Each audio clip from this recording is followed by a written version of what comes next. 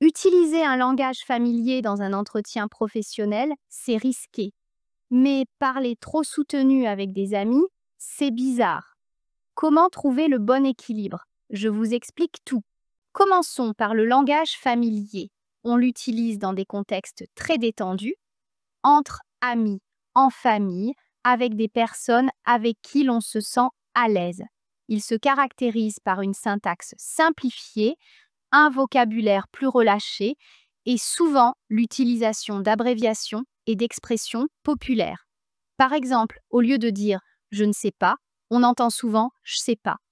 Plutôt que de dire il est fatigué, on dira il est crevé. À la place de c'est incroyable, on peut dire c'est dingue ou encore c'est ouf, verlan de c'est fou. Avec des collègues, il arrive fréquemment qu'on parle en langage familier, surtout lorsqu'on est à l'aise dans l'équipe.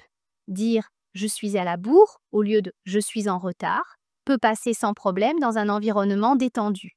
Mais il faut faire attention, trop de familiarité dans un contexte professionnel peut donner une impression de négligence, notamment face à un supérieur ou lors d'un échange formel, à l'écrit par exemple. Le langage familier peut aussi inclure des expressions imagées. Par exemple, au lieu de dire il est parti très vite, on peut entendre il s'est barré en vitesse ou il s'est tiré fissa. À la place de il est très riche, on peut dire il est blindé ou il roule sur l'or. Ce niveau de langue est souvent utilisé à l'oral, mais il peut être perçu comme négligé dans des situations plus formelles. Il faut donc faire attention à ne pas l'employer n'importe où.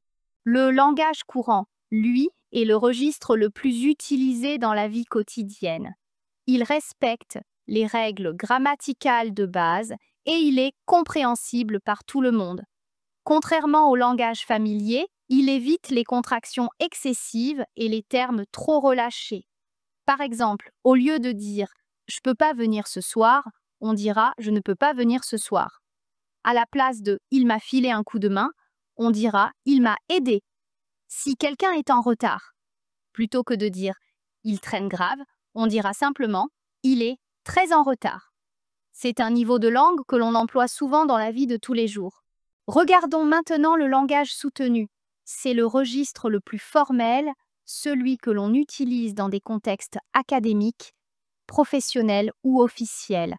Il se caractérise par un vocabulaire plus recherché, des phrases bien construites et des tournures souvent plus longues. Par exemple, au lieu de dire « je suis fatigué », on pourra dire « je ressens une grande lassitude ». Au lieu de « c'est incroyable », on pourra dire « cette situation est stupéfiante ». Prenons un autre exemple. Supposons que vous vouliez remercier quelqu'un. En langage familier, vous pouvez dire « merci, c'est super sympa ». En langage courant, « merci beaucoup, c'est vraiment gentil de votre part ». En langage soutenu, « je vous suis profondément reconnaissant pour votre bienveillance ». Vous voyez la différence?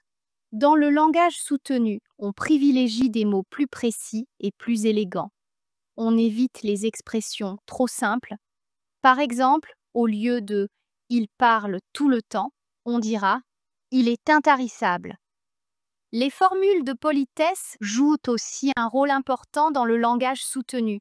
Dans un courrier administratif, on ne se contente pas de dire « merci pour votre aide », mais on écrira plutôt « je vous suis reconnaissant pour l'attention que vous portez à ma demande ». Lorsqu'on fait une demande, au lieu de dire « je voudrais un renseignement », on formulera plutôt « serait-il possible d'obtenir des précisions à ce sujet ?» Ou encore « auriez-vous la gentillesse de m'éclairer sur ce point ?» Ces tournures plus élaborées permettent de renforcer le caractère formel de l'échange. Mais attention, le langage soutenu peut parfois paraître trop artificiel ou trop pompeux dans un contexte inapproprié. Imaginez que vous soyez dans une boulangerie et que vous vouliez acheter une baguette.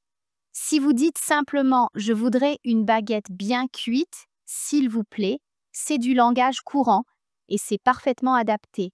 Mais si vous dites « daignez, je vous prie, me dispenser une baguette à la croûte, délicatement caramélisée », dont la cuisson parfaite saura satisfaire mon palais exigeant. Cela risque d'être exagéré et de surprendre votre interlocuteur. Bien sûr, ici, on exagère volontairement pour l'effet comique, mais l'idée est là. Employer un langage inutilement soutenu peut donner une impression de décalage, voire de condescendance. Si vous vous exprimez de manière trop formelle dans une situation banale, cela peut sembler froid, distant, voire méprisant. L'enjeu est donc de s'adapter au contexte et à votre interlocuteur pour éviter les malentendus. Alors, comment choisir entre ces différents niveaux de langage? Tout dépend du contexte et de la personne à qui l'on s'adresse. Dans une discussion entre amis, le langage familier passe très bien. Dans un cadre professionnel, on privilégiera le langage courant. Et si l'on s'exprime dans un écrit académique ou un entretien très formel, le langage soutenu sera plus adapté. Prenons un dernier exemple pour bien comprendre. Vous devez expliquer à quelqu'un que vous ne pouvez pas venir à un rendez-vous. En langage familier, vous pourriez dire « Désolé, je peux pas, j'ai un truc de prévu ». En langage courant, « Je suis désolé, mais je ne pourrai pas être disponible ». En langage soutenu, « Je tiens à vous présenter mes excuses, mais il ne me sera malheureusement pas possible d'honorer notre engagement ». On voit bien ici comment le niveau de langue influence la perception de celui qui parle. Un langage trop familier peut paraître négligé, tandis qu'un langage trop soutenu peut sembler excessif si la situation ne s'y prête pas.